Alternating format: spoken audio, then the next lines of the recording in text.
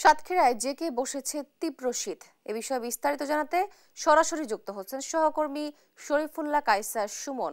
আর সুমন, সাতক্ষীরায় যেহেতু তীব্র শীত পড়েছে, সেক্ষেত্রে খেটে খাওয়া মানুষের কি অবস্থা দেখছেন জানাবেন।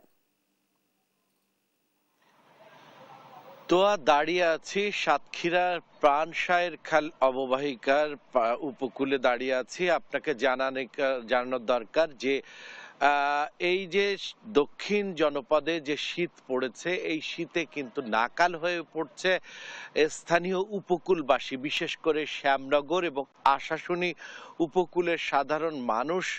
এই শীতের তীব্রতা তাদেরকে দারুণ কষ্ট দিচ্ছে। বিশেষ করে যেসব মানুষ অসহায় দরিদ্র মানুষ, তাদের মধ্যেই এই কষ্টটা তীব্র থেকে তীব্র হচ্ছে। গতকাল তো প্রতিবন্ধী মানুষেরা, শত শত প্রতিবন্ধীরা যেসব প্রশাসনের যে শীতবস্ত্র বিতরণ হয়ে থাকে, সেই শীতবস্ত্র বিতরণের 10% দাবি জানিয়ে তারা আন্দোলনও করেছে।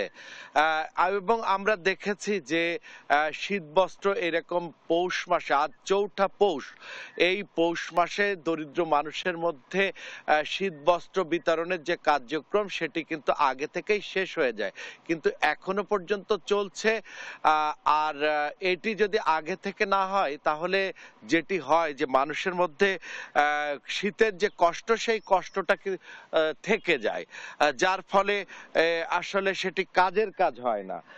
যে জন্য সাতক্ষীরার যে সাধারণ মানুষ এবং সচেতন মানুষ, তাদের দাবি যে এই শীতবস্ত্র অন্তত আর 1 সপ্তাহ 2 সপ্তাহের মধ্যে যাদের বিতরণ কার্যক্রম চলে সরকারি এবং বেসরকারি পর্যায়ে, তারা যেন দ্রুততার সাথে দিয়ে দেয়।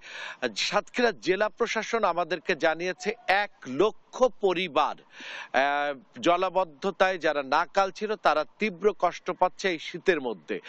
সেই 1 লক্ষ পরিবারের 5 জন করেও যদি হয়, তাহলে 5 লক্ষ মানুষের এই শীতের কষ্ট মানুষকে অসহায় করে তুলেছে। আবহাওয়া অধিদপ্তর আমাদেরকে জানাচ্ছে যে 14, 15, 16 এরকম নেমে আসছে, তবে সেটির অনুভূত হচ্ছে রাত থেকে ভোরবেলা পর্যন্ত 10, 11তে নেমে আসছে। এই ছিল সাতক্ষীরার আবহাওয়ার এবং শীতের যে পরিস্থিতি, তার সর্বশেষ। তোয়া, সুমন, আপনাকে ধন্যবাদ। সাতক্ষীরায় জেগে বসেছে তীব্র শীত, এই বিষয়ে বিস্তারিত জানাচ্ছিলেন আমাদের সহকর্মী শরীফুল্লাহ কায়সার সুমন।